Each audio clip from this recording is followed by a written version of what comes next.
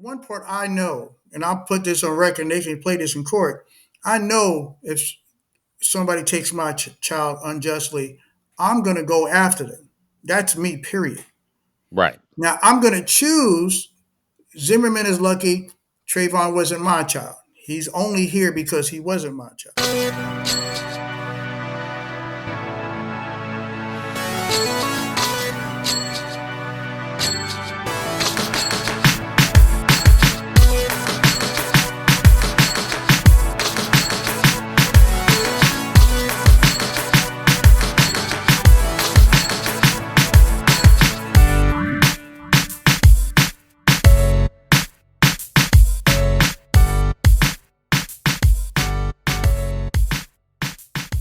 Let's get over to this situation with Rodney Hinton Jr. So this the pivot is, based on play stupid game, get stupid prizes, right? And I'm not saying that's what this case is, but there could be an argument for that. So I'm gonna go over. I'm gonna play just the overview for anybody who is not aware of what happened. So he's got a gun. He's got a gun on your right. On your right. In a matter of seconds, it all began with a stolen vehicle, a Kia from Edgewood, Kentucky. GPS tracking led the investigation here, a condo complex in East Price Hill. Officers arrived, and Chief Terry Thiegy explains what happened next. All four individuals get out and start running. On your right. On your right. Some in different directions. So officers decide which individual they're going to pursue. One officer decides to pursue the individual who we now know had a firearm in his hand. At some point, the person with the gun slips. They heard the metal from the firearm hit the concrete. This individual gets up, still has the firearm in his hand, and continues to run through the dumpsters.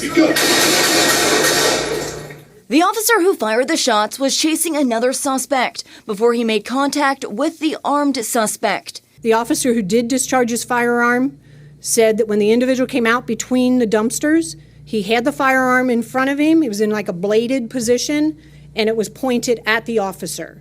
And he felt threatened for his life, and that's why he discharged his firearm. What essentially happened, for those who aren't aware, this situation happened, and the dad, I think it was the next day after the shooting, the dad and the whole family, they go into the police, with the police chief, and they're reviewing the body camera footage. So that's Ryan Hinton, the son. The dad, Rodney Hinton Jr., the father, he views the footage with the rest of the family. He's kind of distraught by watching the video. He leaves the police station and dips off before everybody else. Everybody else eventually leaves, and then the dad comes back to the police station and grabs his car. I guess he left his car there, and walked away and walked out. But he grabbed his car, and from there, he goes and runs down a whole nother officer that had nothing to do with it. We can seek the death penalty for the dad, but we're not even going to release the name of the cop? My bad. There we go. I don't know what happened. That part. Okay. And we're not considering the mental anguish he went through at just losing his son. So there's no room to think that this man was having a mental breakdown. And that's why he doesn't have any other prior. Yeah, common sense says Instance. this is clearly he's not in his right state of mind when this is happening. But when the clip you sent in the chat earlier, they were indicating that the body cam footage does not show the young man with the gun.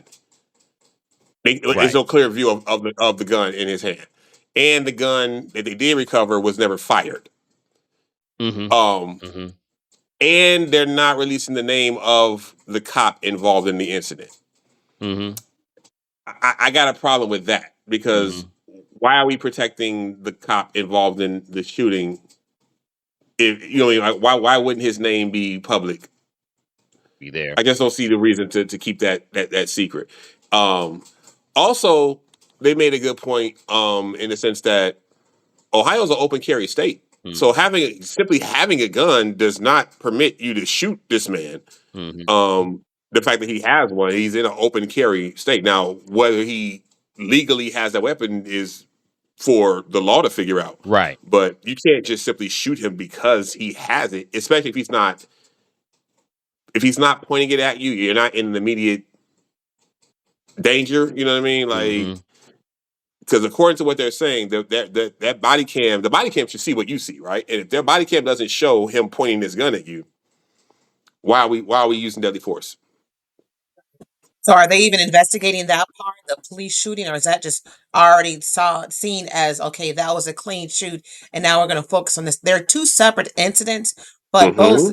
need to have their due diligence and we need to make sure that we're doing what's right. My fear is that the second incident will now make them push the Overshadow first one the to the back first. burner. Right. Because they're not Absolutely. gonna, We all know that's admit happening. their fault in any of this. It's gonna be let's focus on this second tragedy that happened.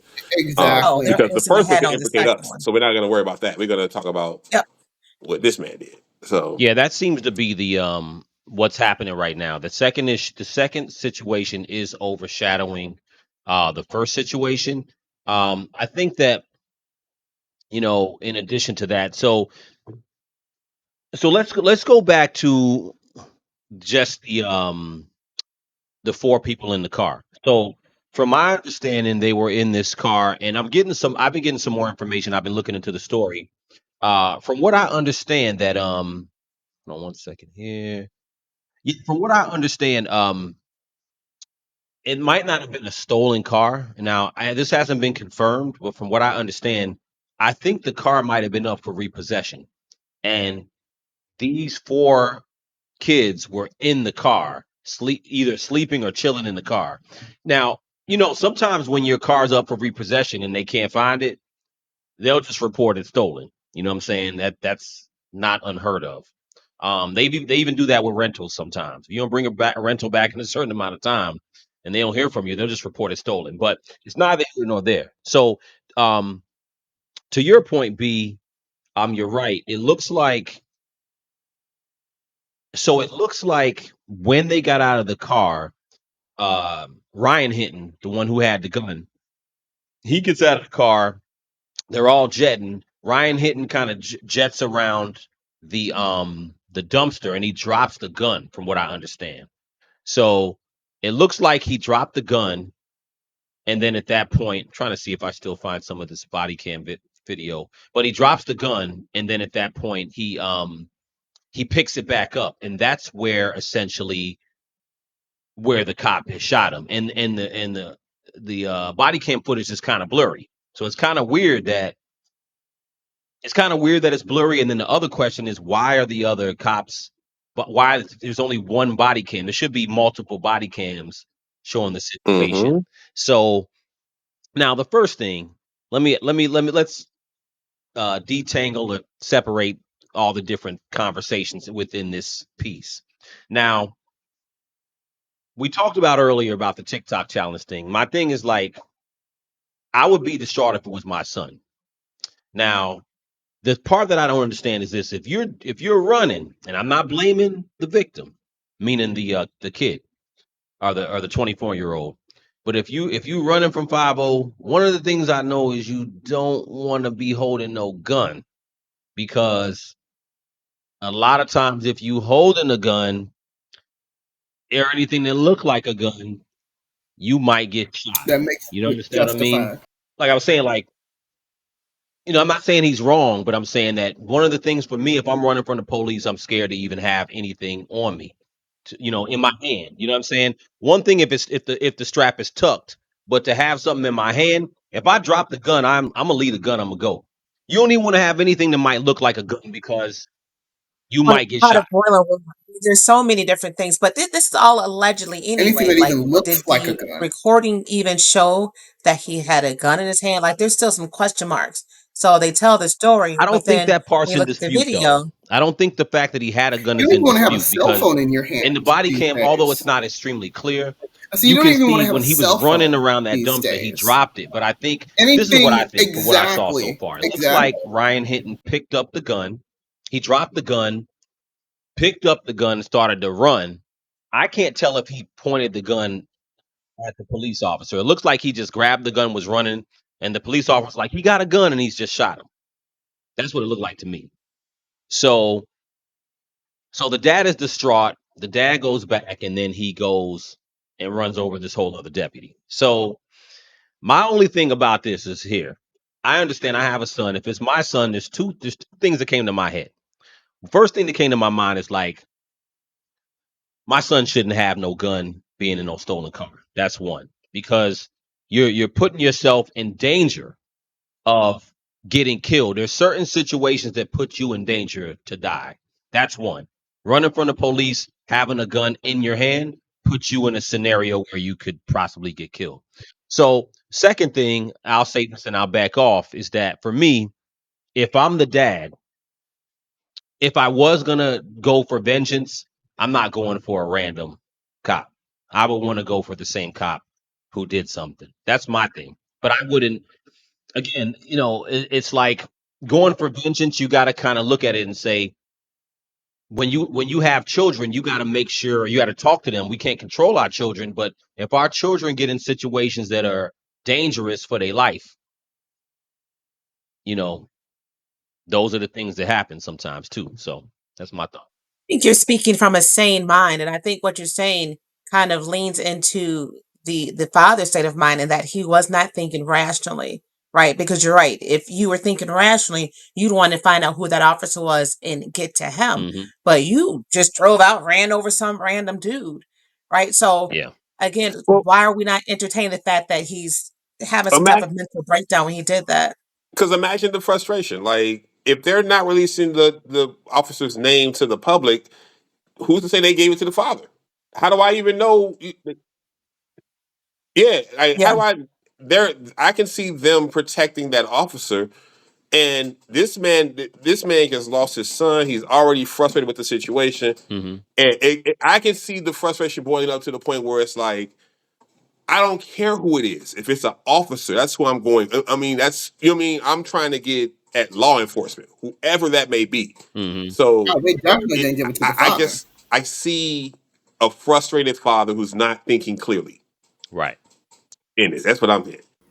But you do, B Rock, you just made a good point. But the sad part about it is that in this country, it seems like only one group of people can be looked at as a full human, whereas they could they have the right to be frustrated, they have the right to be upset, they have the right to not be in their a particular state of mind, whereas they can use temporary insanity and things of that nature because all those emotions and everything else that we're speaking about connect to a full human being and someone who can say yes to that, right? Like, hey, as a full human being, this is my current, that was my state of mind.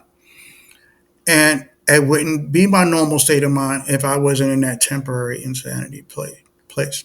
But also, there's something that you was getting to. We have to talk about the frustration, the constant frustration that Black people are in this country overall. Period.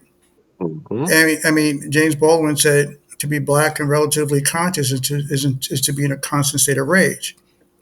So imagine you're much like the Hulk, for those who are listening and Marvel fans, and you have to always harness this, and you have this anger in you, and you're always on alert, and you're always under stress. Also, having to quiet your rage, always, and then you hear and see things going on either locally, nationally, internationally, that also you see these injustices that you can, especially with those who you can physically identify with, and you say, "Here we go again." I mean, I don't know if you played, and I have it on my page. If you want to go to the link, the father went to his arraignment, Yeah, I saw that, and the and cops, the cops were and deep. right, and everything that led up to that, the police initiate. They don't care to they no longer care to diffuse situations when it comes to us. Right. They initiated the situation and they escalate in spite of their training. So even what you were talking about, Owusu, with having certain conversations with our sons and our daughters, And this is for those, if there's any white people listening, when we talk about white privilege, this is something that we're talking about. You, as white people, have the privilege not having to have certain conversations with your children because, as don't run from the police, even if you've done nothing wrong and you have no weapon, don't run. These are conversations black parents have to have with black children. And then your white children have the luxury to be afraid and panic and run. Well, let me ask you a Black question. children have to remember what the parents said while they're afraid and young and not having Where, full. where you're at on that point, and not to cut you off, where you're at, I want to ask you a question on where you're at right now, and I want to ask you and maybe everybody: do y'all think that if the kid was white and got out of the car with that gun and got shot, do you think he would have been shot if he ran out of the car with the gun? Just speaking to you. He would have been tased. It would have been a taser. Well, I don't think tasing would have been an option. He Near would have been Well, kind of probability far of away for a survival. well, tase, but I'm going to say this. If mm, you're asking, the sad part is so much evidence of white people with guns not being shot, to include the white boy who just shot up a church full of black Yeah. folks. They knew he was armed. Shot up a church full of black folks. He wasn't shot either. The cops have proven time and time again their ability to apprehend a white suspect without having to kill them. They've shown time and time again the ability to offer warnings, warnings, warnings, anything to avoid having to shoot them before apprehending them. They've shown the and yeah, ability to do that. right. So I can appreciate your question as a host, and this is for the audience, so I can appreciate that. But I want the You got to play audience to, devil's advocate. but I want the audience who's listening to understand this. The host didn't ask this question because he didn't know the answer. Let's be clear. The host asked this question so that we can answer it for those who may not know the answer to that question. Because sadly, any black person that's of relative average intelligence uh, knows the answer to that question. And in Let me 20 go ahead. Go ahead. and last but not least, and I keep promising myself I'm gonna stop Mm, taking over. I feel like I'm taking over. no, go ahead, brother. I turn into a Baptist preacher and start doing these sermons. But Go ahead, brother. it's and it's been weeks since I got to cook with you, so I got the whole No, stew please. going That's on. why I'm saying, by all means, do your thing, brother. It's frustrating to look, man. It's 2025. We having the same conversations in May of 2020. It's May, right? May of 2025 2025. Yep.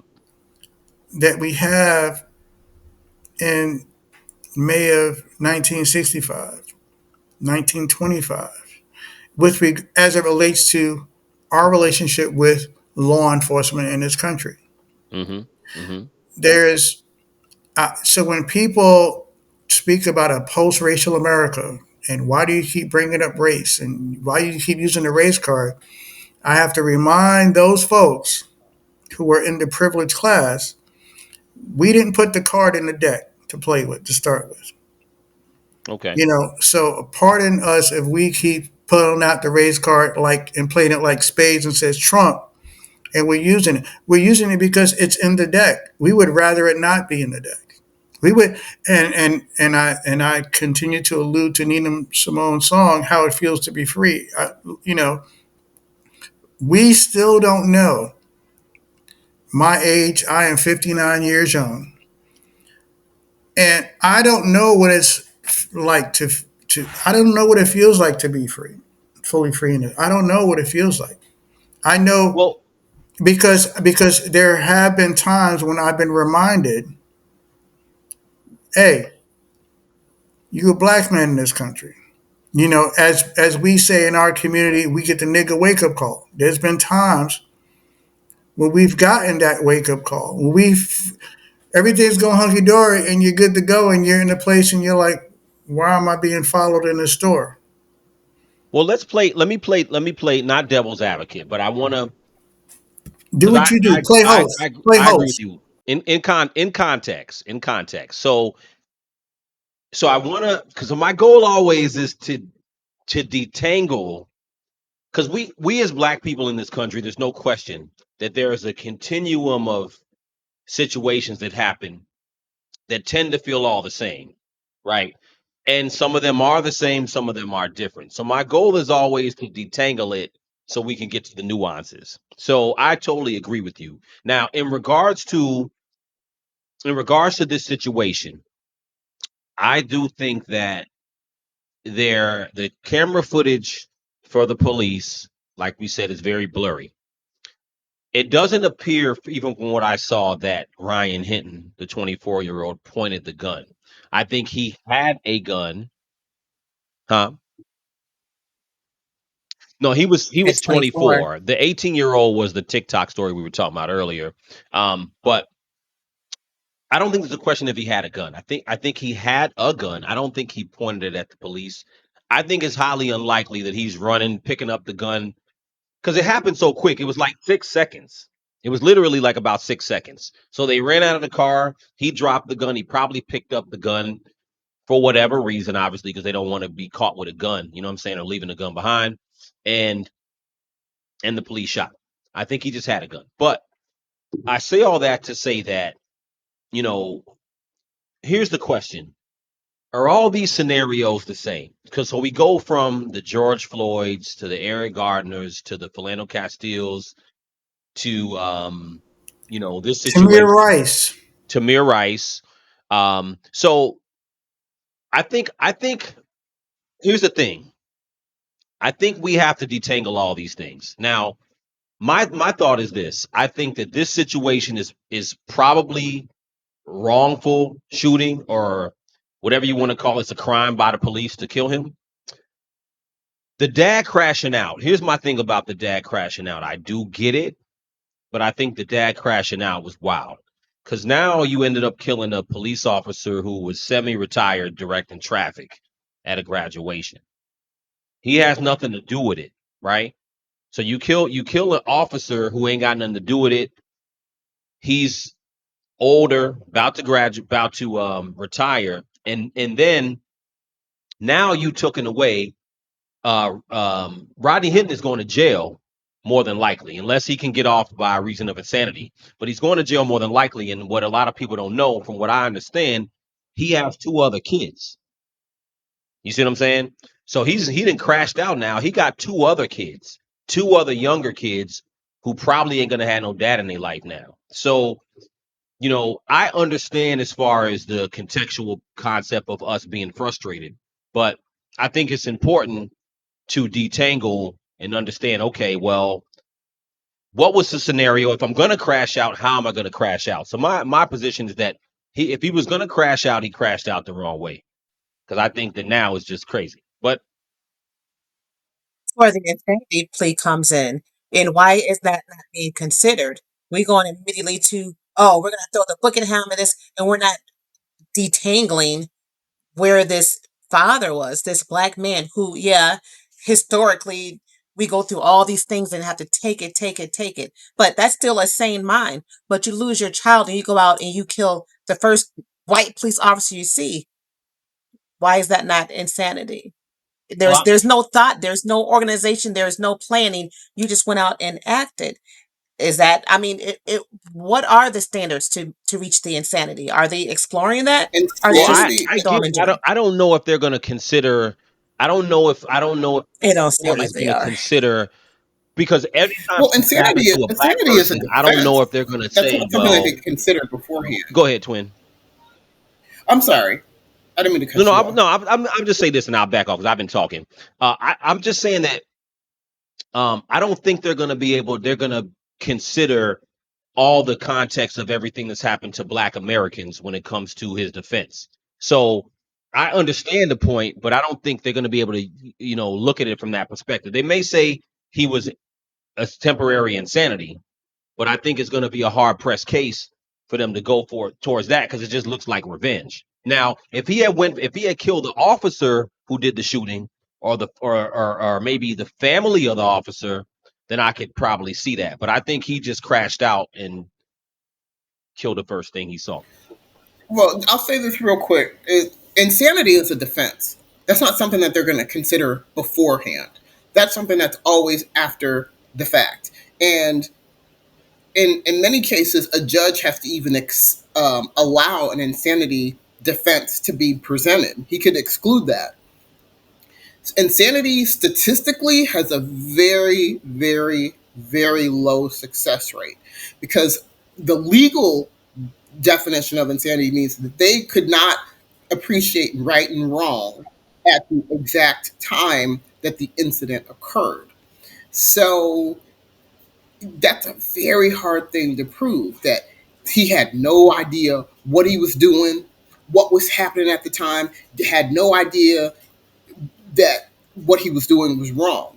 And that will likely fail if that's what they try to say in that case. He will likely not, he'll likely be found guilty if that's the defense that they're going with. You know, maybe some sort of diminished capacity, maybe some sort of heat of passion would be a better defense than trying to get off completely with it, with an insanity plea.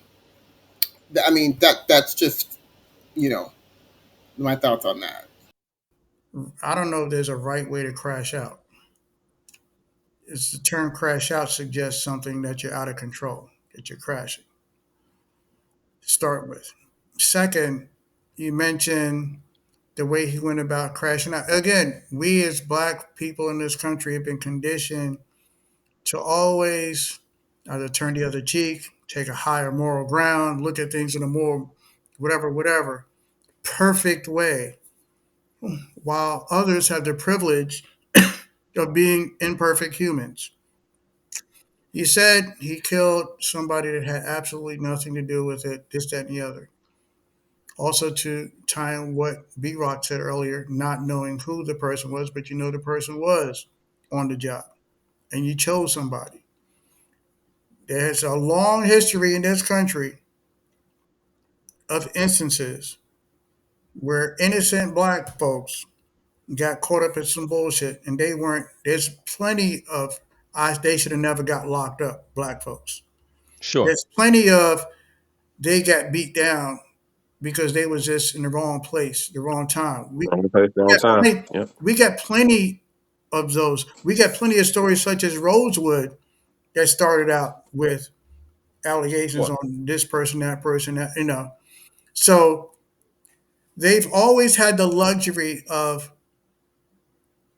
arresting, killing, beating, whatever, the wrong person. Oops, my bad. We were upset. We thought you was. Sorry. They've always been able to do that with us. Well, let me See, ask you with that. What would be the? So I feel that, but I guess my answer is that the historical context of this country is definitely that. There's but no. see, also, But we've been conditioned to accept that as well as black folks, similar to the black doll, white doll experiment. but So but what? Wait. we see it Well, the same way they do when it comes to well, us. what are you? What are you? Okay, but let me keep it to this case for a minute. So what are you? If he's gonna crash out, what do you think should be? What do you think should happen? I understand why he crashed out, but I'm saying that what do you think is? Do you think that's the right way to go about it? Because at the end of the day, I feel like crashing out is crashing out. I do agree, but I guess once you do that, if you got two other kids, you know what I'm saying? Like to me, what I'm thinking is that okay, if I'm a dad, because we got to think about the bigger picture of what you're doing in your life. Every black person, if you're gonna carry the historical context of what happened in the country and live your life by that, you're gonna go blow somebody's head off today. To me, you know what I'm saying? So I'm like, cool, I feel you, but I'm like, well, okay, I'm gonna go kill the first cop. There's so many cases like that.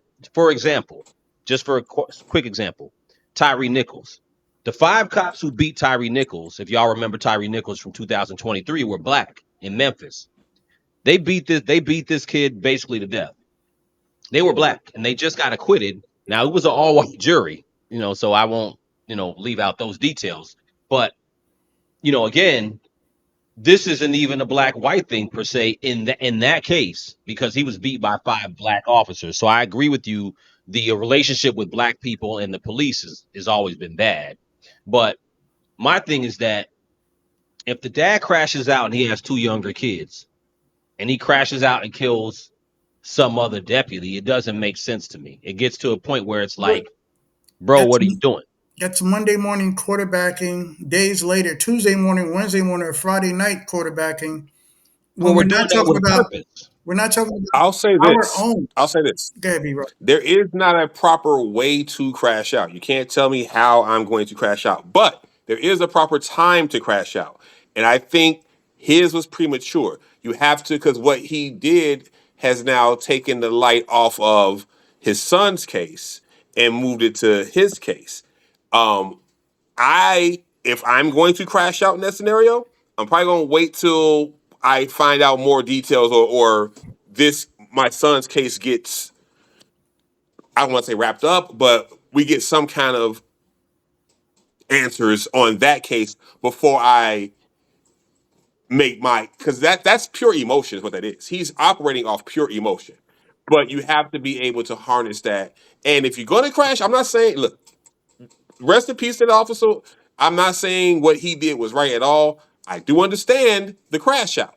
I just think he crashed out too early, because you have to wait to see what you have to at least let your son's case and all the details of that come to light. Because now we're not even talking about that anymore. Yeah, And because it's that's my mad. hope. My thing is I that the reason don't. why I say that it's mad black officers that kick that whoop young black men ass. It's just not just a black. I feel you, but it's not just a black white thing. But It's mad.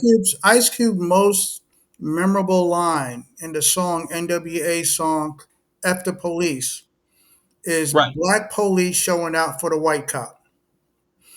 Again, it goes back to conditioning. There are many, for example, we know in the same context, not all Zionists are Jews, and not all Jews are Zionists. Not all anti black racists are white people, or other than there are unconscious anti black thinking black folks.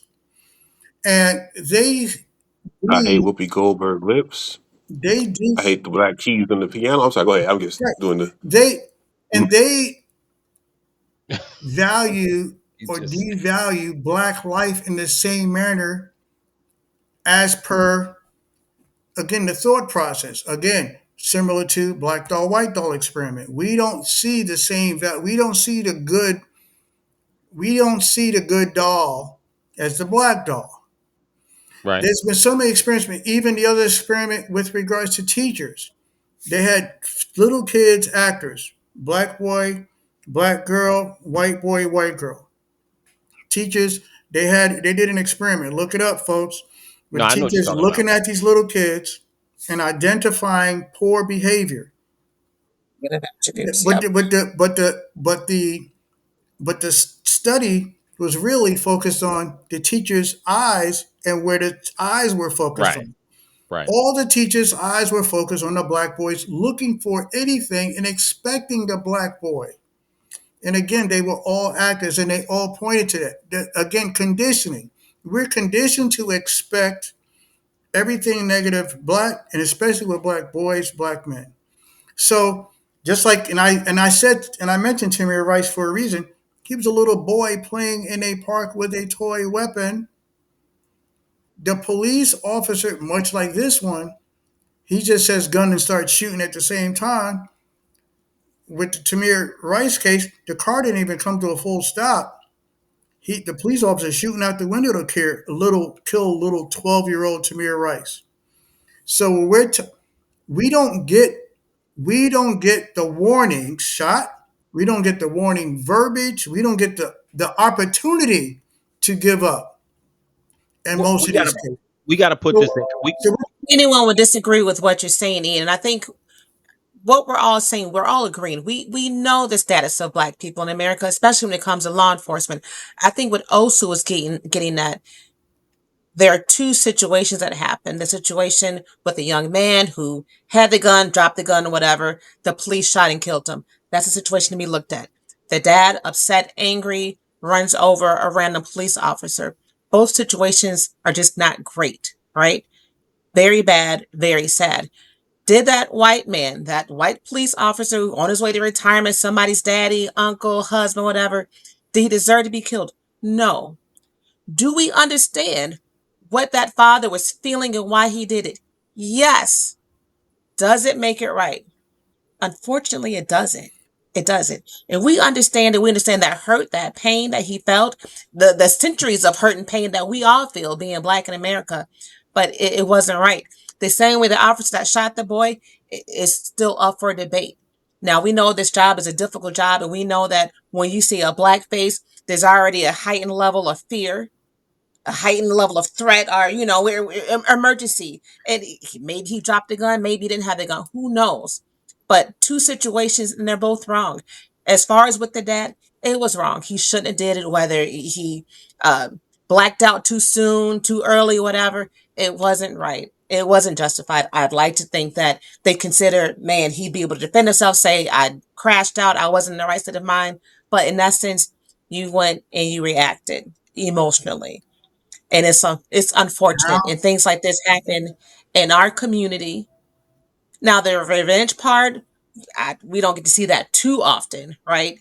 And I think the white community they're shooketh, right? Oh my gosh, and they have to really show this man as an how example. many I would have to instances? say that he's not even safe in prison. Well, the thing How is many that instances do the wrong black person get arrested and wrong black person get shot?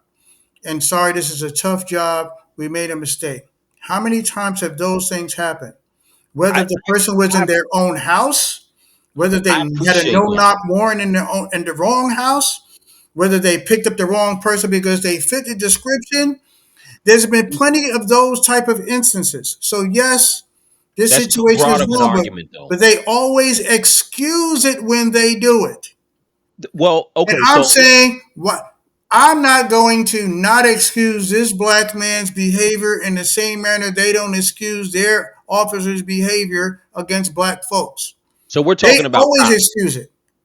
We're talking about cops. Or we're talking about white folks. Well, in particular, cops, but I mean, Zimmerman's got an excuse. Well, you're making. I look. I agree with you, but I agree with you to an extent. I think that it's a broad argument, and I understand that perspective because a lot of people who have that perspective, and that's what's so beautiful about these conversations. So there are some people who are going to look at it through a perspective of the broader white black perspective, and then there's some people going to look at it through the lens of police officer civilian, and then there's some people who are going to say, okay, this is just this particular incident. So I guess my thing is that so statistically, right? So we got to put it in context too. I do agree. I agree. I've lived it, and most of us have lived it. I think that police are surely more harsh when it comes to black men. And there are so many cases as far as wrongful convictions, just being. I mean, we can go on all day about brothers sitting in jail for life for the wrong situations, the wrong things. But it's not that white people and other people don't get killed by the police too, because that's the truth too. We got to make sure we put that in context. It's not that black people are killed more than anybody else. Statistically, it's not even true, right? So many white people or other races of people are shot by the police every year as well too, in situations. So How many of them unarmed by comparison to black? Because I unarmed. looked up just those stats that you're referring to. The majority of white people who were shot unarmed, white people who were shot by comparison to unarmed black people, is not even close percentage wise. Well, Numerically, we have to remember if we're 13.5% of the total population, it shouldn't be close at all. But the fact that it is, it tells you something. that's. Now, I don't want to look like I'm on the other side of this argument, but I want to put all the information out there, right? So whether they're unarmed or not, that I haven't necessarily seen. I just seen people who are shot by the police in incidents. So that statistic, black people are not the higher of that statistic. My thing is that I go back to the crash out, and I understand everybody's perspective. My thing is that if you're the dad and you're going to crash out, you're going to be totally emotional. Now, if he's going to carry it, I mean, the injustices of black people, yes, we have way more injustices than anyone else. So you can carry, 400, 500 years of injustice, whether we want to go back to slavery and everything that's happened since then. There's plenty of it, but you gotta decide, to me specifically, okay, what am I crashing out for? Why am I crashing out? I would prefer if he had tried to figure out what happened first to find out what happened with his son. We still don't know if his son pointed a gun. So I don't, from what I saw so far, I don't think so. But what happens if it comes out later and it shows the son did point a gun? So what do we say? Do we say, well, all the injustices that happened in the past, it don't matter. He should be able, you know what I'm saying? We should give him a pass. So if the shooting, let's just say hypothetically, the shooting is justified. Now you killed somebody for no reason. So I would have rather him crash out on the cop if he was going to crash out on the cop, you know, or just to your point, and if you want to make it to a broader context, I would have preferred Trayvon Martin's dad to crash out, Tamir Rice's dad to crash out. I would have preferred those crash outs. I don't see anybody crashing out for Tyree Nichols, and nobody probably will, because my thing is we have a kind of a cognitive dissonance. I feel like as Black people, I think we're looking to include everything into the same narrative, and I think there's a place for it. But at the same time, when something happens, when certain things happen that are purely wrong, like a Tamir Rice, nobody's doing nothing. I don't see no parents crashing out on that. So Well, that's that's that's the that's only the thing. part for me. Again, I'm going to stay, and folks will define me as radical by comparison. I'll take that banner. I'll carry that flag proudly, and I can easily tie in what you're talking about. Statistically, the more crimes, this, that, and the other, and Black folks, I can tie that in easily by giving examples. One, I can tie in. It's an easy connected dot from the study that they did with the kids, the little kids, I who and the teachers, Sure. and unsubconsciously, unconsciously eyeballed the Black boy. I Hmm. can connect that dot to the stop and frisk campaign that they had in New York City, where Sure. they mainly solely focused on Black and brown communities. So if the arrests are mostly Black and brown folks, Sure. because that's where you went to focus your attention on, Right. similar to what they started. Again, these patterns are not connected at all. There's a full connection. We're conditioned to look at Black folks in a certain way from regardless of their age, whether they're Tamir Rice's age, whether they're 5 year olds and sitting in a classroom, whether they're walking down the street. We're conditioned to look at a certain segment group of folks for activity, and we'll stop and frisk if it's four white kids in the car versus four Black kids in the car. The four Black kids look suspicious for whatever reason. Hmm. We need to pull them Hmm. over. They might have Right. had weed in the car. They might have had something in the car. Right. But you only found that out because you stopped them because in your mind they look suspicious. Sure. So Sure. we have already known, and there's been data to support, it's not that Black people do drugs more than white folks or this and the other. But if you're only focused on a certain segment of the group, that's where you're going to catch most. So again, we are under a constant stress of having to maintain a certain level of perfection as a human and behavior, this, that, and the other. We don't have the So luxury of crashing out even as a teen because we're going to be tried as an adult. is that your thought? Is that the dad is probably in that space state of mind at this point? I believe he was not in the right frame of mind. I'm Hmm. of the mindset that the Black human being who's a father who lost his child was not in the right state of mind to decide for himself how to act. And instead, he reacted Hmm. because he was in a temporary state of insanity.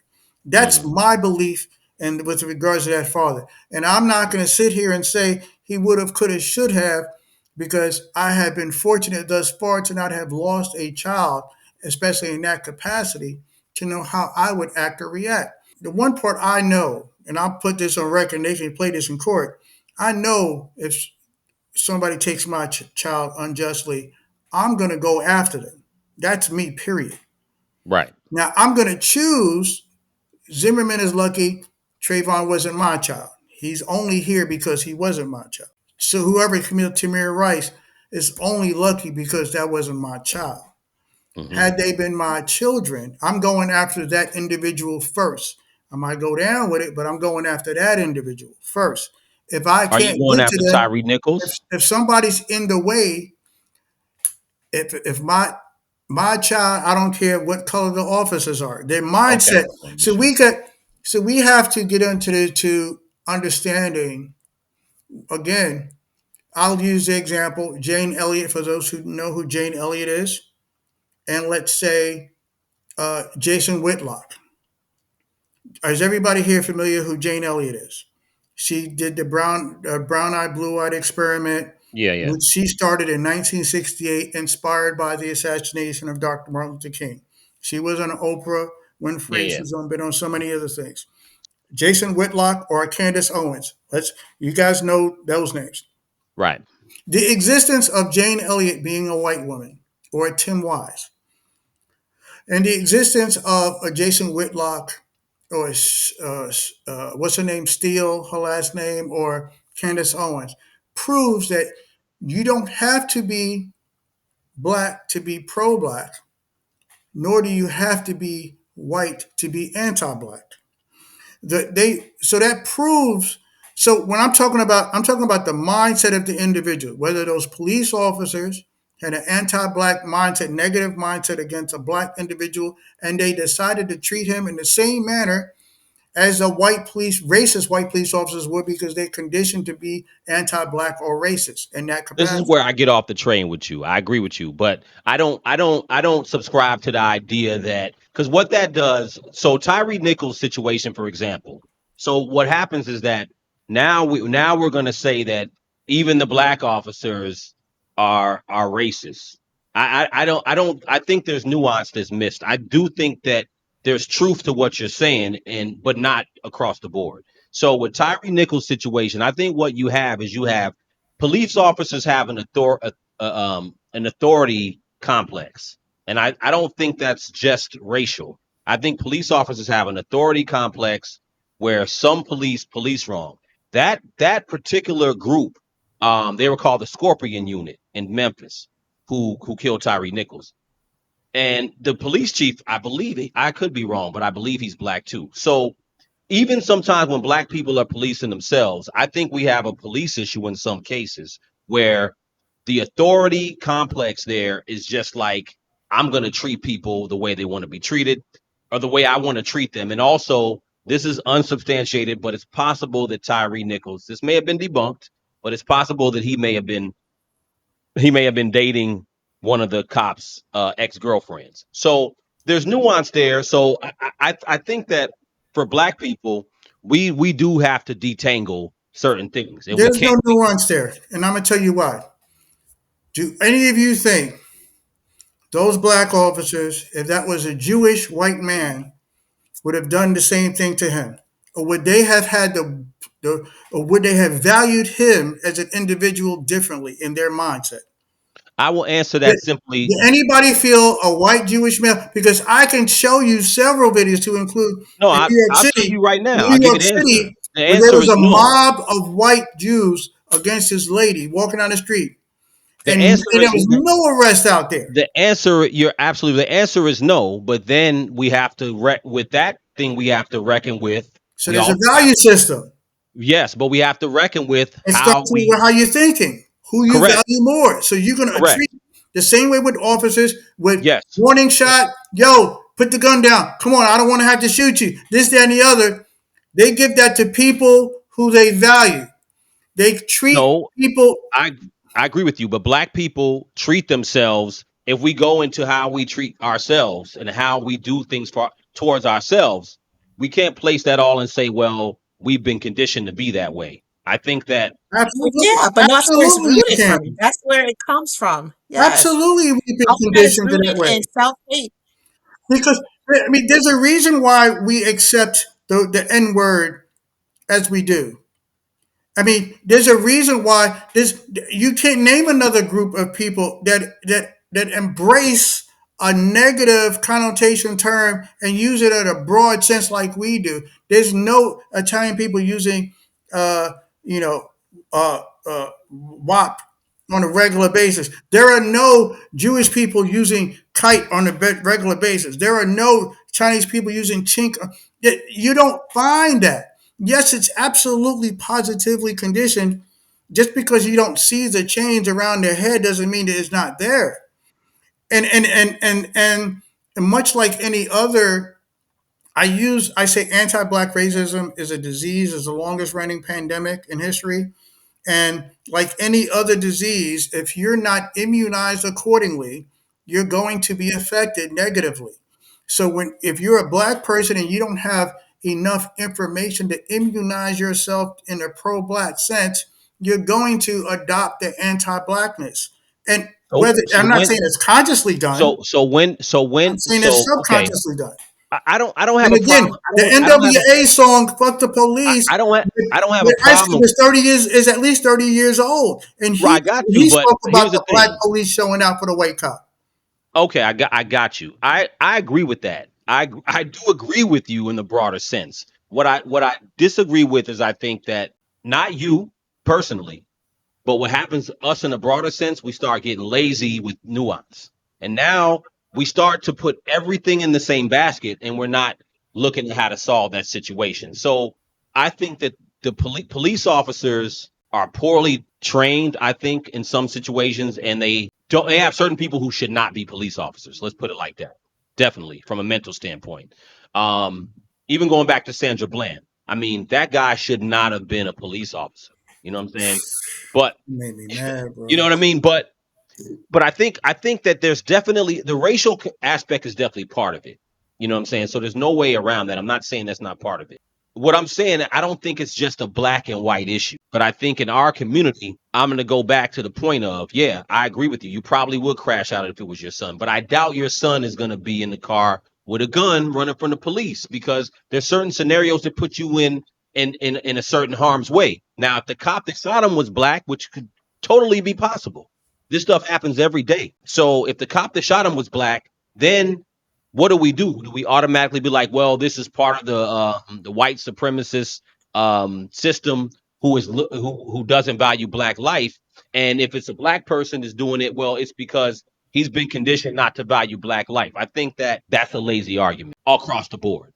I think it's a lazy argument because that's not always the scenario. If you look at current culture now in 2025, I would say we're actually have degenerated backwards if you look at the black folks who had worse situations than us. Let Yaya cook. She's been waiting to cook.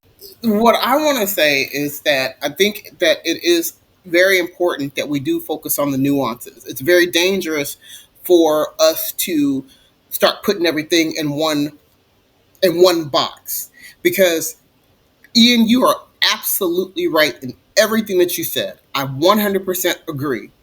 But I also believe that as black people, it's very dangerous for us to not focus on the additional issues that are going on in specific cases. When I watched the video about Tyree Nichols, the thing that disturbed me the most was the fact that I don't think this had anything to do with race or being conditioned against black folks. These cops had the same issue that a lot of other non-black cops have, and that is a superiority complex, a God complex, an ego complex. They beat him to death because they were pissed off that he got away from them. If you look at the video and you listen to what they were saying, they were mad as hell that he got away. They were embarrassed by it. They were pissed off that he wasn't doing exactly what they wanted him to do. Because in the beginning, he was very compliant with them. He was like, okay, all right, whatever you say. He's like, I am laying down. He's already on the ground. Because he wasn't laying in the exact position that they wanted. They're being overly aggressive, almost from the very, very beginning. They were being very egotistical with him. They were being, like, just unnecessarily aggressive with him, talking to him like he was a dog. And when he decided he was going to get up and run, which was a bad idea, when he got up and run, it hurt their ego.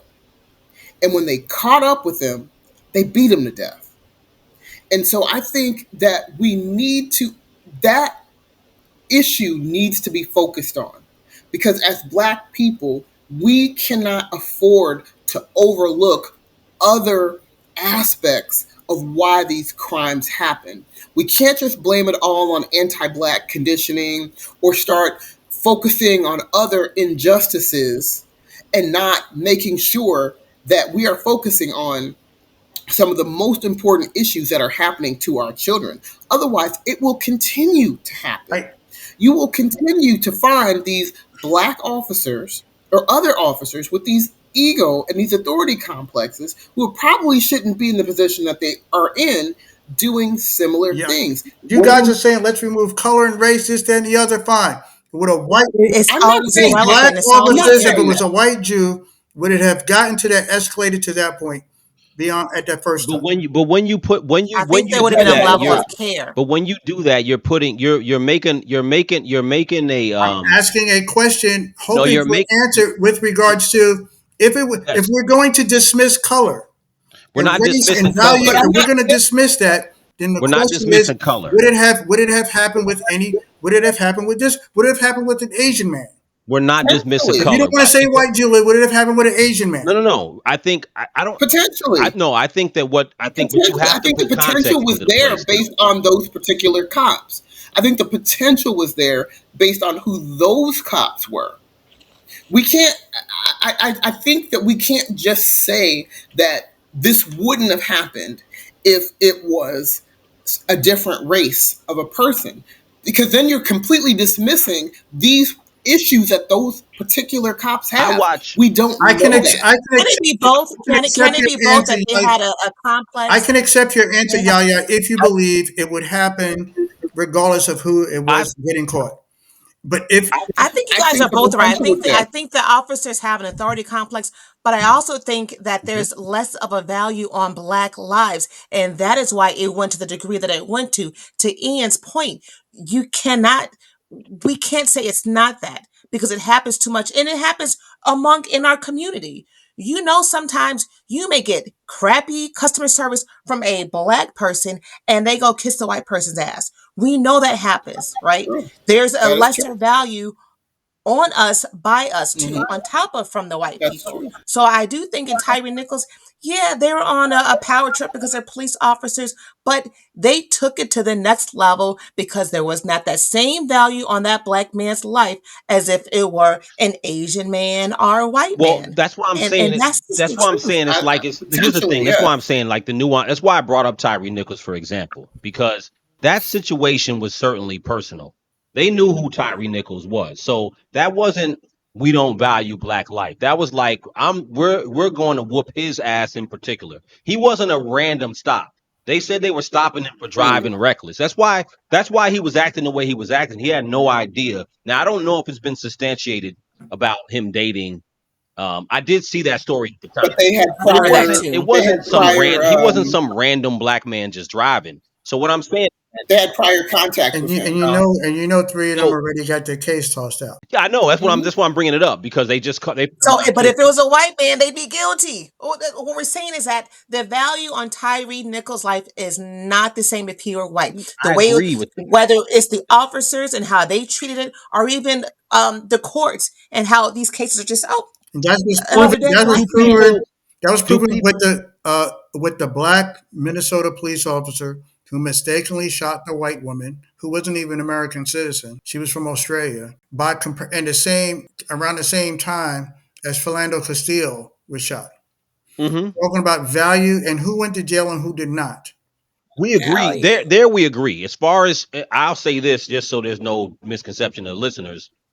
Who does America value Black life the same as other races? I agree. I don't think so. I think Nope, the evidence not shows at all. us that. So there's definitely no disagreement with that. What I do think is that for I think for Black people in this country, we have a certain burden to detangle more than other people, right? Because we have so many scenarios. So what's happening now, in my opinion, is that the temperature of the country with all that's going on, it's turned into this whole, with Trump being in office, it's this whole black and white situation. Even with Austin Metcalf and Carmelo Anthony, it's now turned into a whole black and white thing. And I don't have a problem with it being a black and white thing. My thing is that I think that I just always want people to go into the details of it to make sure they look at the details. I'm not talking about you, Ian, but I'm talking about a lot of people. I watch a lot of stuff online and I read a lot of comments and I look at stories and I'm like, oh, this person ain't even read the story. It's like people don't care about any story anymore. They don't care about the details. They They just see want the something black, headline. they see something white, and they say, I'm going to my side. And I think I can't speak for other people, but I think for black people, I don't encourage people to do that. It's lazy. It's lazy. And also what it does, it creates an opportunity for ignorance. It creates an opportunity for you to not learn lessons, for not to pass on situations. So in this situation, for me, one of the lessons to be learned, I can't tell a dad not to crash out the way he wanted to crash out. I wouldn't have done what he did. Another lesson to be learned, we got to tell our kids again. I don't know why we have to again, going back to when we were younger. I understand if the police are chasing me, I'm not holding the gun. Drop the strap, keep running. Don't hold the gun, because at the end of the Yeah. day, it doesn't matter if you feel like you're right, you're still dead. That's what I tell my son. You understand what I mean? Whether you right or wrong, you're not coming back once you shot. So my thing is, don't be in a stolen car. Two, if you are in a situation where you're running from the police, maybe you're with friends who are doing something that you didn't know, whatever the case is. Don't I We were taught as young people. I know when I was a kid, long before Tamir Rice, don't have a gun, right? I didn't have a gun when I was a kid. Don't have anything that looked like a gun. I knew that. Candy wrappers, anything that looked chrome, anything that looked like it might be a gun, and the police are around or they're talking to you or telling you to freeze or whatever, do not have it out because you might How die. old were you when you were taught this? I wasn't even taught it. My parents are from Ghana. They don't even know. They didn't even know. I understood this. Where I did you understood. learn this? Where did you learn this? I learned this in the neighborhood. I learned this growing up, but I knew this at a very young age with a level of common sense. B will tell you because he grew up with me. And my Right. thing, Yeah. So there you go. The fact that you're first generation and you learned this here, right? There had to been a climate, a system, a constant situation, something happened, some commonality, something that, whereas folks are saying, giving you warning, hey, let me give you a warning sign, and it's this, that, and what the other. let me tell you, it's not a black thing. What it was that there was always an understanding It that, is, and it's part of a no, I'm going to tell system. you, it's not a black thing. It wasn't a black thing. It You was, learned this growing up in a white neighborhood. no, it's not a white neighborhood. What I understood is that when the because again, it's not just black people that get shot. For instance, I'll give you an example. How old were you But when it's you learned people who be told these that's black things? I'm men. still trying to get an idea. How old were you? Well, okay, I'll give you a general example. Maybe by the age of 10, I understood that. Do you think 10-year old white boys, 10-year Yes, old Jewish boys, yes, 10-year old Chinese I know boys exactly where you're learning going. this have learned this, Yes, were taught this lesson? yeah, I know exactly where you're going. I'll tell you they No, have, right? they're And not. I'll tell you why. No, Let me tell you why. Shavina, Okay. they're yeah, I'm gonna not. tell you why. I'm gonna tell you why. Because remember, we grew up in the 80s. I grew up in the 80s and 90s. There wasn't TikTok. All these stories were not popular. But what I do know is that when the police are around, the problem is, and this is not anything new, the police have been shooting people because they think you have a gun. There's some situations where the police know you ain't got a gun and they shoot you, and there are some scenarios where they don't know. So there's been situations where someone had a candy wrapper, they had a BB gun, they had whatever it is, and it wasn't specifically just the black people. So there have been, for instance, I watch these shows all the time. I saw something a couple of weeks ago where there was a young white kid. He was like 10 and he had a BB gun or a water gun, either water or BB gun. And a white policeman shot him to death. And the policeman was crying and all this stuff because he's like, I But thought you're talking about a situation. We're talking about generally every young black boy in America. They are being told those rules, or it's being somehow communicated to them. this is White boys are running around no. fancy free, even if they may get shot by a police officer. Because yes, it This happens, is but white parents are not teaching their young white boys And to that. the this is point, where you And this is wasn't that's where even I what get taught off. these. You This wasn't is even where I taught get these off the rules in train. your house. This is You where I were get off taught the. the community taught you those rules. No, the community didn't teach me those rules. That's what I'm saying. So You told me you said you I'm did going to tell not. you. You didn't learn it from your first generation parents. I'm going to tell exactly. I didn't learn it from the community. I learned it from things like the news and understanding what was going on. You know what I'm saying? I was aware. So where I get off the train that's is the system. so okay. So when we start to go this route of other groups of kids don't have to think about that and all that stuff, and all black kids have to think about it. That's where I get off the train because it's just not statistically true, right? So there isn't mad young boys getting shot by the police. It's just the Tamir Rice story, We're not talking about that. We're not talking about it happening to them, but being prepared for. right? So And even any young responsible black parent is talking to their young black boys. Young man, if you get stopped by the police, here is your standard operating procedure. You do this, you do this, you say that. Yeah. White parents are not having those conversations with their kids. this is what They're this is not. what I think people think is happening, right? I'm challenging y'all. I could be wrong, but this is what we do. I think that that's the narrative that y'all think is happening. That's not. I don't think that's what No. actually happened. I think that's what we all think is happening. But I think again, a lot of people we all speak about the generalities. But when you go into everybody's life, and I say, okay, have you experienced this? Nope, nope, nope. Have you had your talk with kids? Most Here's the thing: growing up, what I understood about even about police.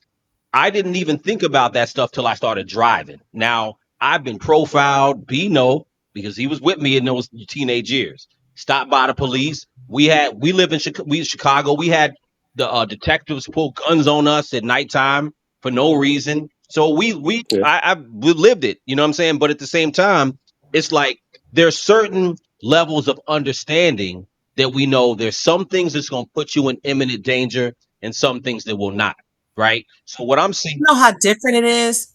For some white people, getting arrested is a bucket list item. Oh, I got arrested. It's not the same level of if I'm in this situation, I might die. see, It's not. I see. I love to. I'm telling you, the way they look at it, their approach to it, their perception is not the same for black people. It's We're not. taught not. Yes, look, they've had several town hall meetings even on this. I don't know if Oprah did one, but do white parents and Asian parents and others teach their kids respect police officers? Is there any other? Absolutely. Do they go into depth about don't move, keep your hands on 10 and 2, do not move. Do not do this, do not carry, don't have anything ever, don't even hold your wallet in your hand. Don't do this. Are they having those in-depth type of conversations? The answer is absolutely not. They're Yeah. not No. having those conversations. They're having respect police officers, listen to what they say, blah, blah, blah. Yes, show authority, respect. Yes, they are having those conversations, but to the depth what you're talking about, absolutely not. And Well, No. I don't disagree, but I don't think that every black. Here's the thing: there's two things that I can say definitively that are facts. One, every black person is not having that particular conversation with their son. For one, two, statistically there's not a huge amount of teens getting killed by police, in the car. There's a concern in our community in that we do have these conversations, not because necessarily we think that they're being killed, but we know that when our kids have interactions with the police, there is a high likelihood They can that they will escalate. be killed or hurt. It could And I escalate. think you're So I we think you're both prepare right. them. Well, I'm just I saying think from the you're both go right ahead, Twin. I'm sorry, because please. well, I think you're both right because perception is reality. Whether statistically things are happening the way you think they are is secondary to what people think is happening. So if the general perception of society is that, okay, all these kids are getting killed and this is the conversation that we need to have, then yes, there is going to be a general concern. And we're going to be having conversations with our children to say, hey, look, when you interact with the police, this is what I'm gonna need you to do. Whether statistically it happens more than we think, again, is secondary. But the perception is it's happening at a much higher rate. So when people operate off the perception, they're going to have these conversations with their children because, again, perception is reality. And I think that that is one of the most important things that we do have to remember because it's always a just in case. My son is only 5 years old. He's on the spectrum, so socio emotionally, he's younger. So I have a little bit more time to have this conversation with him. But even now, I still worry about, is someone going to perceive him as aggressive? If he gets mad, if he gets upset, if he says certain things, I worry, are they going to see him? Because there's always a perception that little black boys are aggressive. And that statistically may not be true, but that's the perception. And since perception is reality, little black boys are going to be treated a certain way. So I think it's important to remember both. Now, when we're You're talking about correct. numbers, and that's a good point, but when you're talking about numbers and statistics about the number of black people being killed or arrested by comparison to the number of white people, you need to also factor in the white population is 4.33% larger than us. So, if, I mean, four times is is there uh, 4.33x larger than us.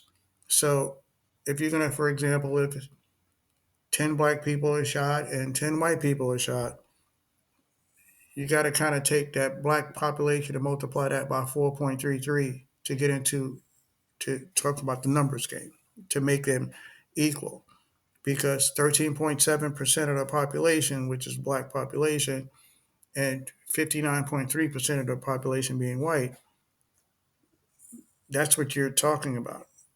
That's what you're really comparing. And it's again, they're greater than four times larger than us. So, but I don't want to. We were on the other now. Mike, going back to the Hinton case and all that, and how we're valued and how he reacted and or overreacted in some people's estimation. Yes, Friday morning quarterback. Absolutely, I would want to target a specific individual and try to hold my emotions and wait until and then I'll make sure if it's George Floyd, I mean, if it's Zimmerman, that I'm getting Zimmerman and not somebody else. Ideally, that's what I would want to do. If you're in your right mind, do we have the right, like everybody else, to have temporary insanity and not be in the right mind? That's part of the problem. For example, and I don't mean to keep going all over the tangent, but why I cheered for O.J. Simpson when he was acquitted was not because I thought he was not because he wasn't guilty. I cheered for him knowing he was guilty. And the reason why I cheered for the guilty man being acquitted because we have seen time and time and time and time and time again of white folks who have killed black folks being acquitted. And I said to myself, now finally they will understand how we feel. So that's why Yep. I cheered. I didn't cheer because I'm smart enough to know that motherfucker was guilty. But I was saying now those folks will now understand what we feel every single time one of their folks get a not guilty plea for taking one of our lives when they were in fact guilty when there's so much evidence of proving that. But did they learn from that lesson is any other? Absolutely fucking not. It still continues to this day. So why my stance on this particular thing is, you know, if you look at statistics, talking about statistics on young black boys being charged as adults by comparison to others. Look at that stat. With regards to being able to having the right to use temporary insanity as a means, and it's a very in this society they use certain things to their advantage. It's these guys aren't smart enough to act and behave a certain kind of way. But no, he was definitely smart enough in this situation. And and so and again, I apologize. I don't mean to be all over the place, but I'm just as a parent, as a black man. I mean, even how his brother was treated, uh, Hinton Jr.'s brother was treated at the arraignment. All he wanted, I just want my brother to see me. That's all. And he was assaulted by a police officer when he didn't have to be, because the police officer just grabbed him by his clothes and yanked him because he didn't value that black man that he saw there. He doesn't give a shit. He didn't use no words. He pulled him and then say, basically sit your ass down. Now I posted that video on my page too. Yeah, I That saw shows that what one too. happened. So Hmm. it's again, they act aggressive towards us and act aggressive towards us, and and then maybe give us the warning or say something, hey, stop resisting, but why are you jumping on my ass, bro?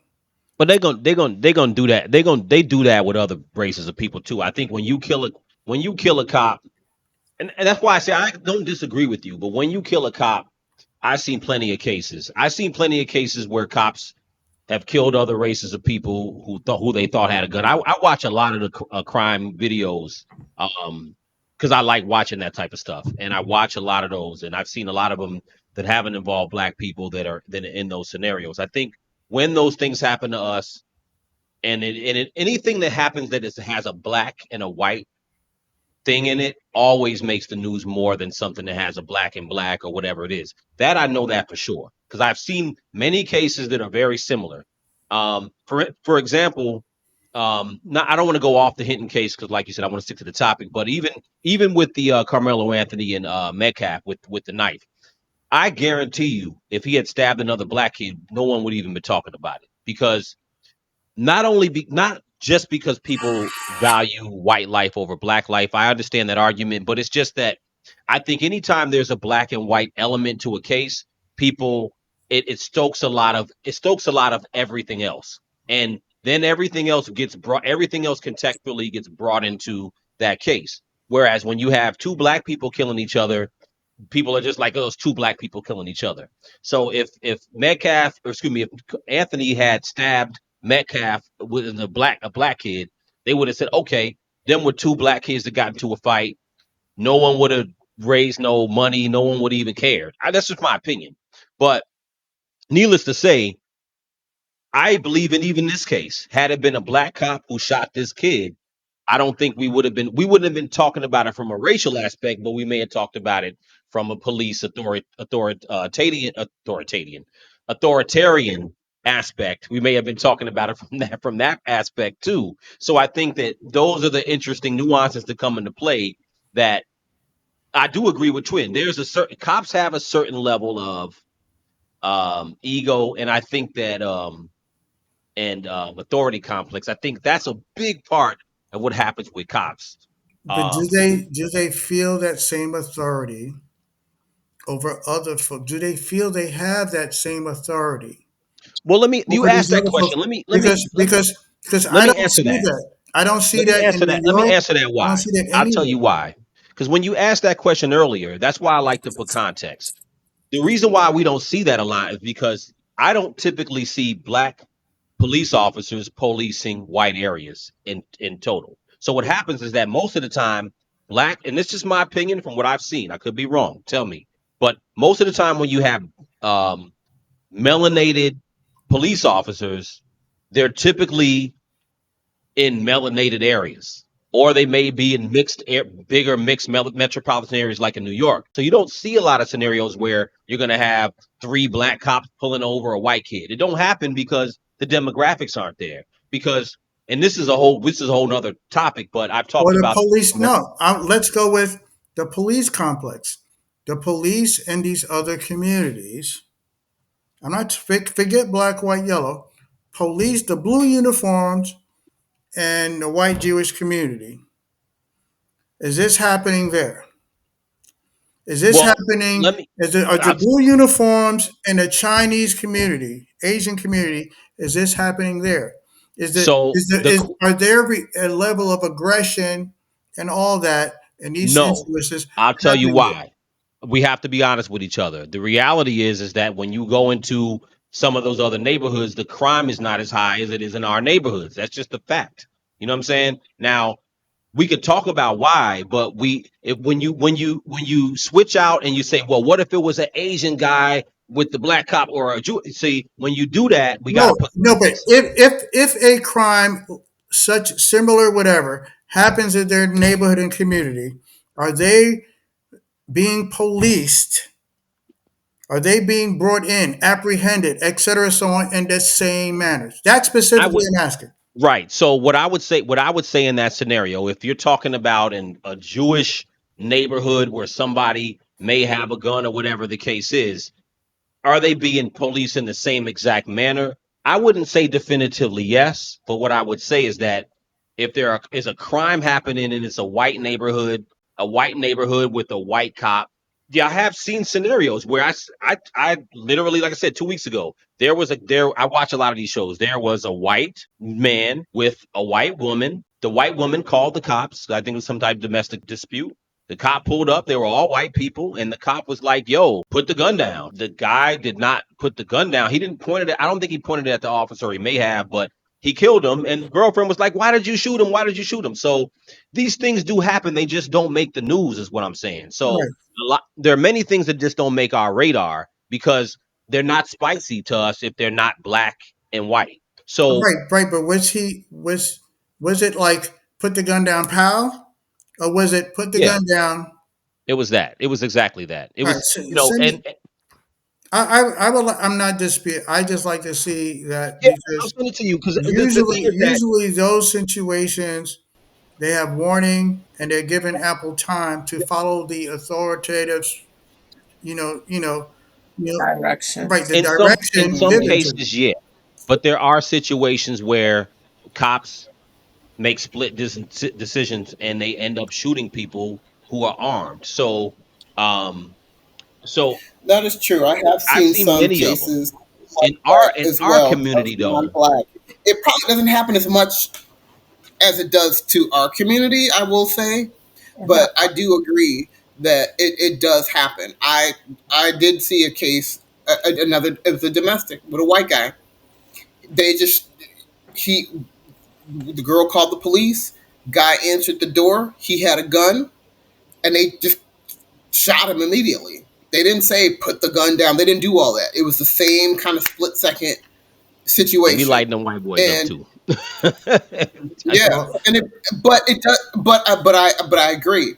It doesn't get the same airplay, and it doesn't happen as often. And if it does, we don't hear about it as much I as agree with you that, know. and I would just say that in this, and I'm being sarcastic, in this post-racial America that we're at, I just want to remind folks the last time I was on, we was did we? I don't know if we spoke about Carmelo Anthony, but folks were upset that their family was getting donations for his defense and this, that, and the other.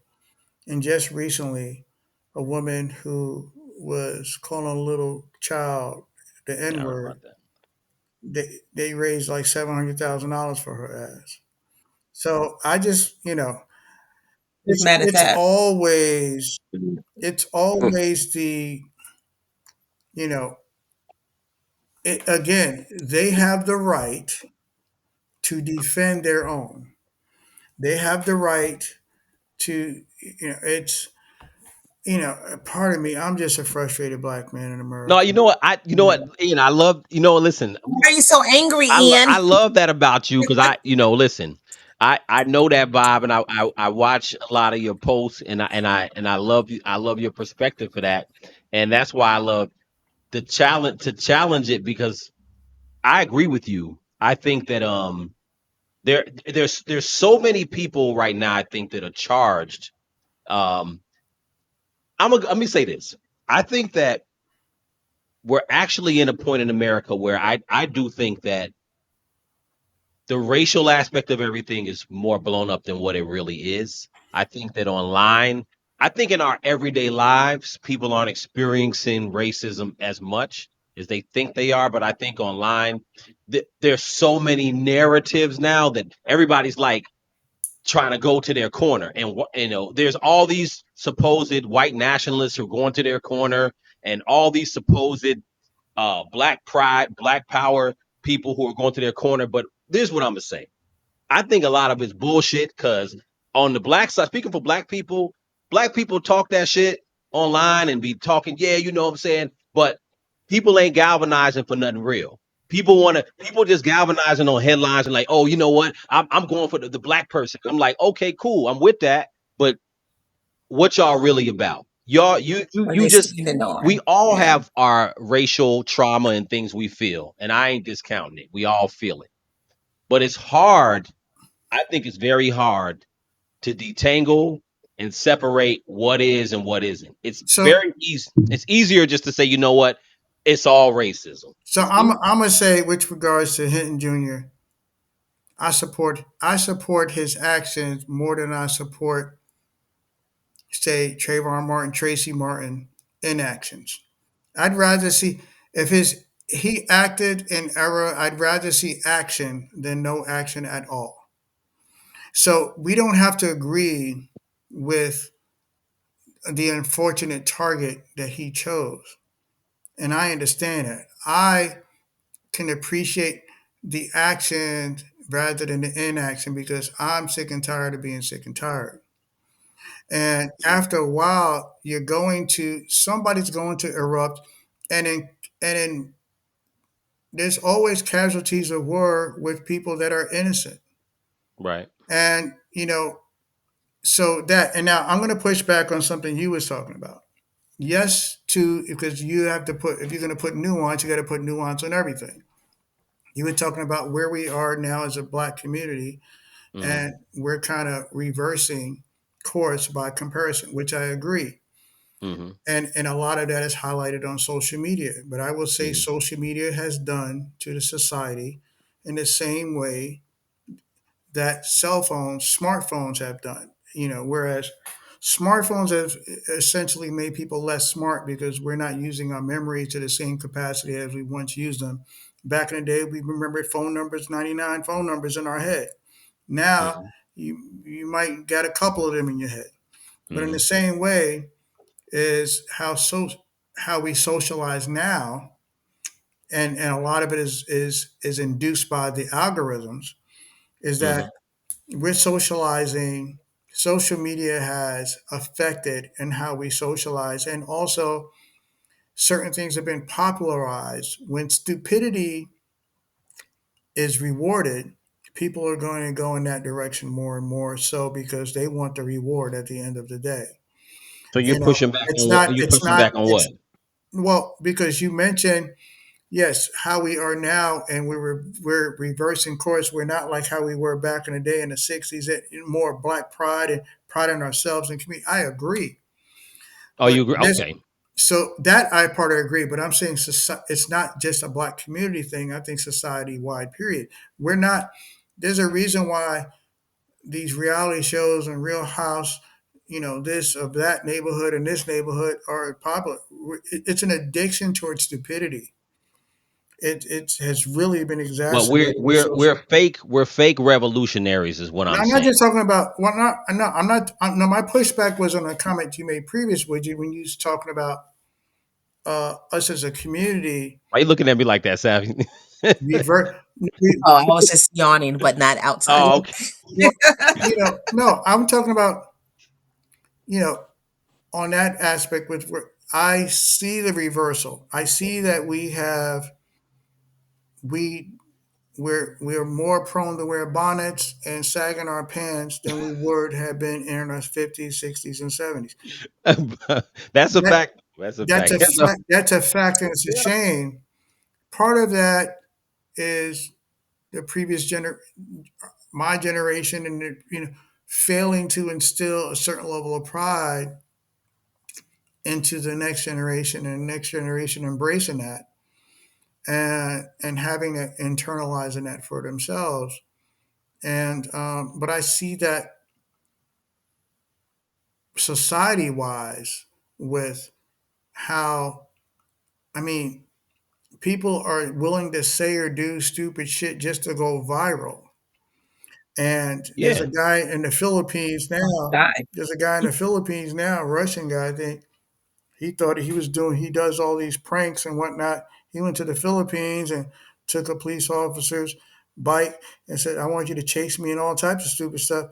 And they're like, hey, bro, this is the Philippines. We don't play that stupid shit here. He in court, they about to hit him with some, he about to get some numbers. They be like, oh no, bro, you going to jail. He's in jail, but no, we're going to send your ass to some numbers. Right. So it's, yeah, man. It's I see the degeneration of human beings, not just Yes. with us. So I just Sure. want to say that's the I agree with that. pushback. I see the degeneration of overall. I Yeah, I think agree Across the with that. board. social media has helped in that direction, and the need to the addiction for celebrity. Yeah. Whether it's somebody who is in our desire to be celebrities, to a certain Yeah. extent. So I Well, see a let me ask you about the so well let me I agree with that. Let me ask you about, let's go back to Hinton for one quick second. So what are we, because I understand what you're saying, the inaction versus the non-action. And I understand that. Um I guess what I'm thinking is, going forward, is there anything that you feel as far as, and I gotta ask this straight up, is anything, and I be same thing. If you have a son right now who's 24 and he's in a stolen car with a gun, and I'm not saying that Ryan Hinton deserves to die. I definitely don't think that. But what I'm saying is that, are we having that conversation? Because my son ain't gonna be 24 in no car with a gun, stolen car with a gun. It just ain't gonna happen. I'm not. It can happen. It's possible. I can't control everything. But what I'm saying is that 24 in the car with a gun doesn't make him deserve to die. But what I'm saying, he's in a scenario. He's in a cocktail. He's drinking a Yep. cocktail that's the ingredients to possibly die. So what I'm saying is that, do are we able to address that and think about that point at the end of the day? Because that's the absolutely, part That's the part I don't want to. It's like, it's hard to talk about that, because then I think people inadvertently feel like, yo, we're saying it's justified. Don't blame You know you. what well, I'm saying? Yeah. right. But So I'm saying, right. So so I'll put it in the same frame as I put O.J. Simpson, for example. Yeah, I know. I'm saying with Hinton, how he responded with regards to his son, or his son being in that position in the first place. I'm Why am I tying it in with all the others that, I mean, for the same reason why I tied OJ Simpson in with this situation, because yo, I feel that. I feel they that. don't know how we feel. But how does that help you? My thing is this, and I don't mean to cut you off, Ian. My point is this: I feel you on everything else. What I'm saying is that, how I'm going to avoid my son being in that scenario is to make sure he's not in that No, scenario. that part, If we you and don't I if we both are don't doing that with our sons. We're if we both don't instilling that in our sons. if we don't address it, it'll happen again. Is what I'm saying. Right. It'll So happen again. it's a part failure on the father and mother's part, where, and and at some point, yes, it's on the son too, being of age that he was. It's still questionable. There's still some question about a gun.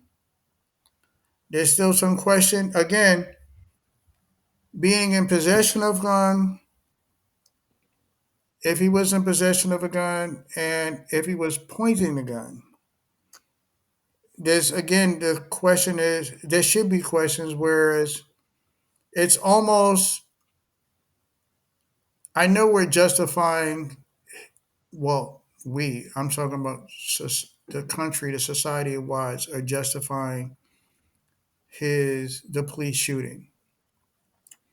And the problem with that is that uh, we often easily justify police shootings when it comes to black bodies, regardless. I'm okay with that part. All I'm saying is that are we gonna address the 24-year-old with the gun in the stolen car? Are we gonna deal with it? But do we? He's do we? Does he know the car is stolen? I mean, are we? Is he riding around in a car that he knows is a stolen vehicle? For right now, for right now, I'm gonna assume that he knows because because if he doesn't know, he's not running, right? Because So you said earlier that it may have been reported stolen, but in the sense of like a repossession. from what I understand, from what I heard, that hasn't been substantiated. From what I heard, it may have been a car that was supposed to be a repo. I don't even know if it was Ryan Hinton's car. Maybe it was a friend's car. But Because I don't think that was the what prompted running. I think that most black men at a certain age in a certain lifestyle are going to run from the cops. pause it right Um, there. the, What do you mean by that? No, Before that, I I'm want you to saying expound. What you mean the by that? Expound. conversation isn't so much about the conversation I'm having with my son isn't don't be in this particular situation because any situation that you're in can lead to an interaction with the cops. It's how to conduct yourself upon that interaction with the cops that's going to Mhm. save your life, right? Because you don't. I could be in a car that I don't know is stolen. The minute I'm running, now I become part of the problem. You know what I mean? And Why now am I I'm putting running myself in though? position. Hmm? Why am I running? That's my point. That's my point. The minute I start running, that's when I become susceptible to any whatever that cop feels he needs to do to me, right? So the conversation you have with your son is how to conduct yourself in that situation so that it doesn't get to the point where you're on a goddamn hospital gurney. You know what I'm saying? Yeah. Like you gotta try to because you can't shield them from every situation in life. But how do you conduct yourself in times of pressure is the conversation needs to be had. Well, I would to answer that question, I'd say, yo, don't run. Like if you ain't do nothing wrong, don't run. Yeah, And I agree. you know what I I'm agree. saying? Like you're better off getting arrested, laying on the ground, getting arrested, I would rather my son take whatever charge is coming yeah, versus taking the bullet. rather than now we trying to figure out whether you pointed something. If you ain't doing nothing, put the gun down and put your face on the ground. Now, if they shoot But you on that type of time, then I get it. And again, I'm not justifying it, but I'm saying that way there's clarity for right or wrong. We can really see what's going on and say, yo, all right. Even if they was on some criminal stuff, he was like, yo, I surrender. I'm on the ground. you can't give them a reason. Is the thing is what. That's kind of So where I'm at. it, yeah, no, I hear you. I hear you, and I agree with you. I agree with you. You can't give them a reason. That's why I'm saying like you can't necessarily shield yourself from being in a situation like that because any traffic or police interaction can lead to, you know what I mean? Like you just Yeah. don't know when those things will happen. But But what you need to know is but how did to we conduct have those yourself. conversations like, yo, don't be on no dumb shit. Don't be doing some dumb shit. Vina, am I off savvy? Like, No. come on. Did we tell our kids? And again, I'm not saying this is to solve everything, but yo, we know what some dumb shit is. Where you know what I mean? Like, unless Yeah, No, but so when you're talking about, and I thought about that as I was watching the video clip. This young man was 24. My daughter's 23. So that age, you're beyond the warnings. I don't tell my 23-year-old anything because she's a grown woman. She has a job, a career, she's educated. Like, so that gives me more questions. Like, what was going Your on son with was this young man? Who 18. are these people? I thought, where does 24 come from I'm then? no, not it's sure. 23. isn't I'm Hinton reading 20. Ryan Hinton is 24. No. Ryan Hinton, 18-year-old Ryan Hinton. Oh, okay, then maybe I was. Oh, so that changes things, right? A car full of 18-year-olds and 20, because I'm like 24, you grown as hell. My What was apologies. this? Yeah, he is And 18. I was saying 24. My bad. okay. So then a bunch of kids, teenagers.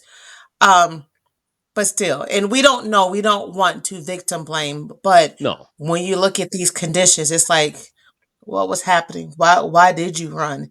And I just wish that he would not have. And maybe that could have saved his life. No, Maybe. We don't know. Ryan, who was shot and killed, had no criminal history. Ryan Hinton, 18-year-old Ryan Hinton, had no criminal history. Uh, and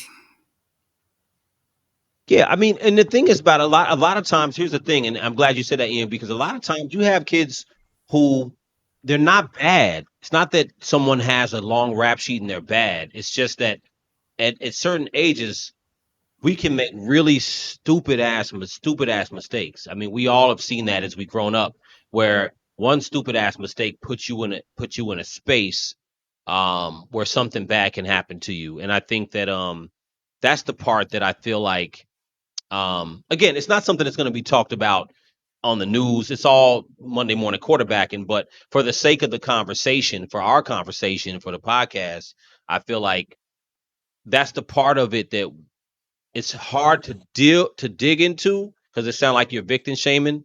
But I'm like, yo, we also have to bring it up for the sake of lessons for people to understand. Like, okay, yes, there is racism, there is cops that do stuff, but we also have to make sure that our kids understand, like, the situation he was in, you don't need to be in that situation. If you are in that situation, lay your ass on the ground and surrender because run, I think that's the point of it all. running with a strap is a There's a bad whole look. separate rules. Yeah, there's a separate group of rules.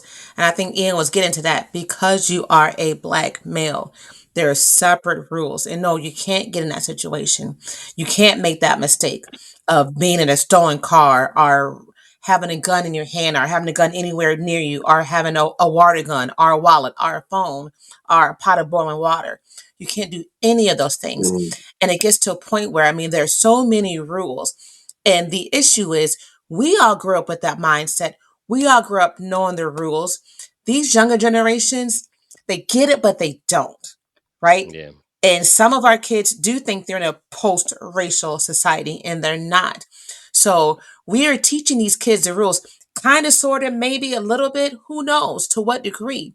We, our generation, had a level of understanding that you absolutely cannot, should not, it will not get caught up like that. For these, he's 18, he's definitely in that generation where the lines are blurred a little bit, right?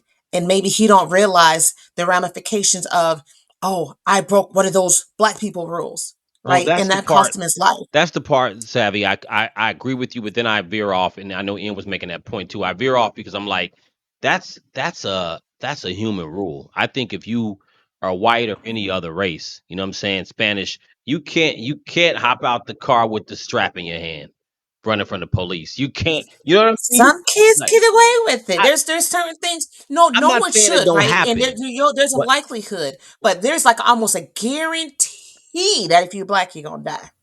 It's almost guaranteed. I mean, with the If you're strap, black, with you're the going to with the die. strap in your hand, like if he has no gun, but the strap in your hand, if your ass is any other color, you probably gonna get shot too. And I didn't see mad videos like that. I'm looking at this I video. wouldn't have the I strap don't. in my hand. Did you? Rittenhouse is still alive, and he was, what was he, in Wisconsin Rittenhouse, with the shotgun? Rittenhouse, Mhm. where's he right Wisconsin. now? Not only Rittenhouse is he was different alive, though. but he Rittenhouse was a didn't little even, different, but I don't condone it, but it was The a guy that different situation. the guy that shot up the church. No, that's the not guy that shot that's this. not Kyle Rittenhouse. No, No, no. but this is I'm another just throwing example. another example of an armed person who just killed people. In fact, was taken into custody without harm. But No but incidents. I'm looking at the Ryan Hinton's video again. I'm not as clear about a gun or anything as you are. Yeah, I I'm feel looking you at on it. that. I don't I don't I don't see what everybody's clear. I'm not as I don't know. My No, eyes I agree on with this. you. I don't see it either. I don't think he pointed. I'll tell you right now, I don't think he pointed the gun because I don't see it. That blurry ass video, I think he picked up the gun and was running. I think he was likely shot in the back into the front. I was looking at it just now when I had it on mute to try to really put. because I'm basing it off of what I saw, and I said, well, because we've been in conversation and debating about this, I said, well, maybe I didn't see this in the way Owusu saw it. Maybe I'm missing something. I'm looking at it again. It's not clear to me, and none of that is clear to me. But it's still. I can say there is. I can honestly say, sadly, there is no perfect way for a black man or black person in this country to not end up getting shot in this country. Because I can get a scenario where running, you got shot, not running, you got shot. Mm-hmm. Listening to Mm-hmm. all the commands, you got shot, not listening to all the commands, you got shot.